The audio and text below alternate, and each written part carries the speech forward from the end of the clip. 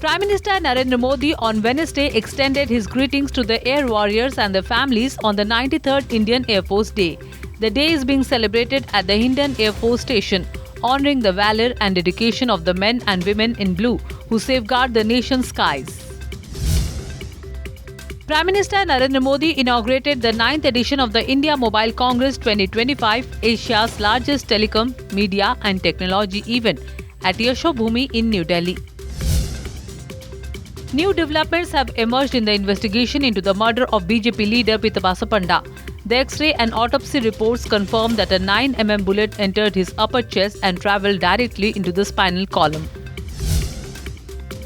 Senior Maoist leader Ruben, also known as Suresh alias Mangna, surrendered before the Telangana police. Ruben is one of the most dreaded Maoist leaders and the mastermind behind the infamous Jagdalpur jailbreak.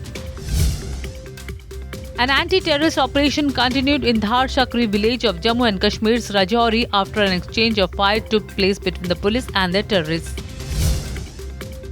United Kingdom Prime Minister Keir Starmer arrived in Mumbai, marking the beginning of his first official visit to India since assuming office. The visit, described by Number 10 Dowling Street as the two-day trade mission to Mumbai, is focused on strengthening trade ties.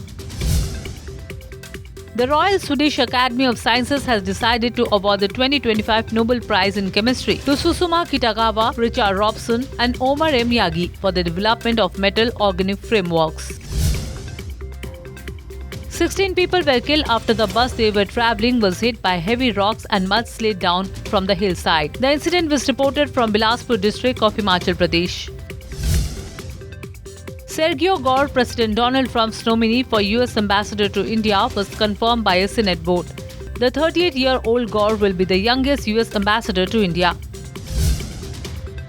Several members of the Indian American community and advocacy organizations in the US have voiced their appreciation. Indian American community and advocacy organizations in the US have voiced their appreciation as California officially designated Diwali, the Festival of Lights, as a statewide holiday.